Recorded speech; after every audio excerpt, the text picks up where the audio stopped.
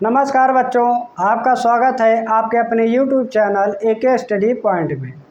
तो बच्चों, इससे पहले जो क्लास हुई है उसमें आपको ये बताया गया है कि अवतल दर्पण और जो उत्तल दर्पण होते हैं इनके क्या उपयोग हैं। तो बच्चों, आज इस क्लास में हम ये देखेंगे कि अवतल दर्पण और उत्तल दर्पण द्वारा जो प्रतिबिंब बनते हैं, पहले उसके नियम को समझेंगे, फिर उसके बाद हम चलेंगे कि अवतल दर्पण और उत्तल दर्पण जो द्वारा जो प्रतिबिंब बनता है वो कितनी स्थितियों में बनते हैं और वो कौन कौन से होते हैं। तो बच्चों, आगे चलने से पहले आपसे छोटी सी रिक्वेस्ट है, यदि आपको हमारी वीडियो पसंद आए तो वीडियो को लाइक, शेयर और चैनल को सब्सक्राइब जरूर कीजिए। तो आइए बच्चों, देखते हैं कि प्रतिबिंब बनने के क्या नियम है। ठीक है, तो हेडिंग डालेंगे प्रतिबिंब बनने के नियम। प्रतिबिंब बनने के नियम, प्रतिबिंब बनने के नियम, बनने के नियम। तो यहाँ पे बच्चों अगर हम बात करें, ठीक है, प्रतिबिंब बनने के 3 नियम हैं। 3 नियमों में से किसी हम 2 का उपयोग करके प्रतिबिंब को बना सकते हैं। बात समझ में आए? प्रतिबिंब बनाने के लिए कितने 3 नियम हैं। 3 नियमों में से किसी 2 का उपयोग करके हम क्या करते हैं, प्रतिबिंब को बनाते हैं। आइए यहाँ पे देखते हैं वो कौन कौन से हैं। तो पहला अवतल के लिए देखेंगे। ठीक है, ध्यान समझना, यहाँ पे समझ लेना, इसको लिखाएंगे नहीं। ठीक है, ये जरा समझ लेना। अब ये देखो अवतल दर्पण है, ठीक, और पहला नियम है ये, क्या है पहला नियम। अवतल दर्पण में क्या होता है, और इधर बना लेते हैं हम उत्तल दर्पण। ये हमारा हो गया उत्तल दर्पण।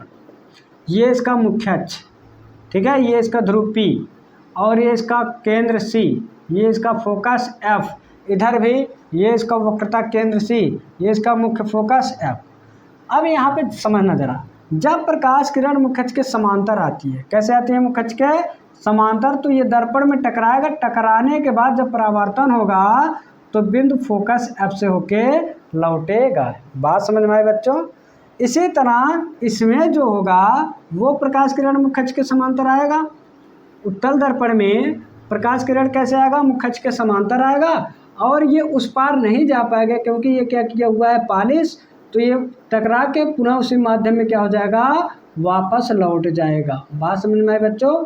ये क्या होगा, उसी माध्यम में वापस लौट जाएगा, लेकिन ये हमें फोकस F से जाता हुआ प्रतीत होगा। इतनी बात समझ में आई? पहला नियम आप यहाँ पे देख सकते हैं, जब समांतर आएगा तो परावर्तन के बाद किससे, फोकस F से लौटेगा। यहाँ पे जब मुख्य अक्ष के समांतर आएगा, टकराने के बाद उसी माध्यम में लौटेगा, तो ये फोकस F से जाता हुआ प्रतीत होगा। इतनी बात समझ में आई? अब उसके बाद दूसरा समझते हैं, सेकंड वाला। सेकंड में क्या होगा, ये हमारा अवतल दर्पण, ठीक, और ये हमारा उत्तल दर्पण। दोनों में समझते हुए चलेंगे।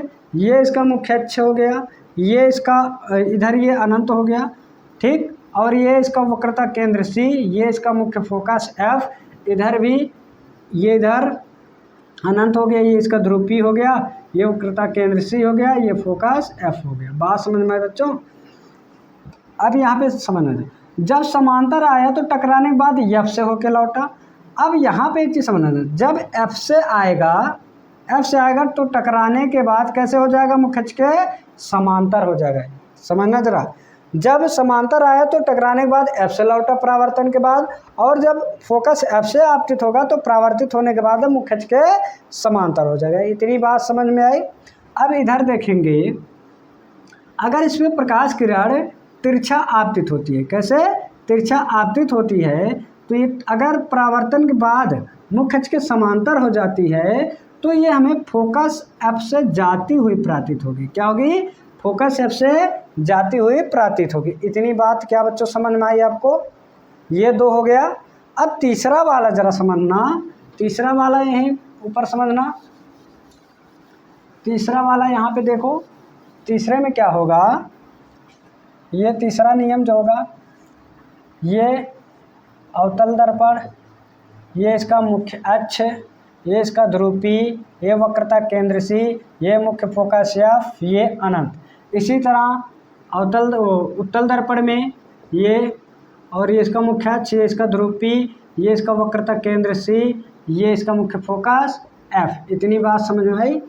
अब यहाँ से समझो बच्चों, जब इसके वक्रता केंद्र सी से, कहने का मतलब केंद्र से आपतित होगा, तो दर्पण से टकराने के बाद जब इसका परावर्तन होगा तो उसी मार्ग में क्या हो जाएगा, वापस लौट जाएगा। इतनी बात समझ में आई। इसी तरह इसमें होगा, जब प्रकाश किरण आए, आपतित हो और दर्पण से टकराने के बाद पुनः उसी मार्ग में वापस हो जाए, तो ये हमें किससे जाती हुई प्रतीत होगी, वक्रता केंद्र सी से।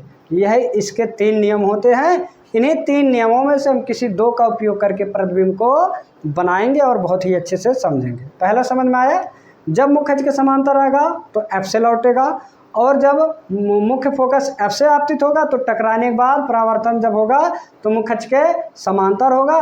तीसरा जो है, जब प्रकाश किरण वक्रता केंद्र सी से आपतित होगी तो परावर्तन के बाद उसी मार्ग में क्या हो जाएगा, वापस लौट जाएगा। यानी सेंटर से आया है तो सेंटर से ही वापस हो जाएगा। क्या इतनी बातें समझ में आई बच्चों?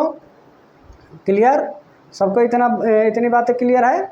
आगे चले तो अब यहाँ पे बच्चों, जो हमारा अवतल दर्पण है और जो उत्तल दर्पण है, इसके द्वारा जो प्रतिबिंब हमारा बनता है, जैसे अगर हम बात करें, जो हमारा अवतल दर्पण है, अवतल दर्पण से 6 स्थितियों में प्रतिबिंब बनता है और उत्तल दर्पण से 2 स्थितियों में प्रतिबिंब बनता है। तो बच्चों, ये हमारी क्लास जो होगी, इससे आगे आने वाली जो क्लास होगी उसमें आपको बताया जाएगा बहुत ही अच्छे से कि 6 स्थितियों में कौन कौन से प्रतिबिंब बनते हैं और 2 स्थितियों में कौन से बनते हैं। तो बच्चों, यदि आपको हमारी वीडियो पसंद आ रही है तो वीडियो को लाइक, शेयर और चैनल को सब्सक्राइब करना ना भूलें। तो बच्चों, आप हमारे चैनल से जुड़ जाइए, आने वाली क्लास आपको बहुत ही अच्छे से समझ में आएगा। तो मिलते हैं अगले वीडियो में, तब तक के लिए धन्यवाद।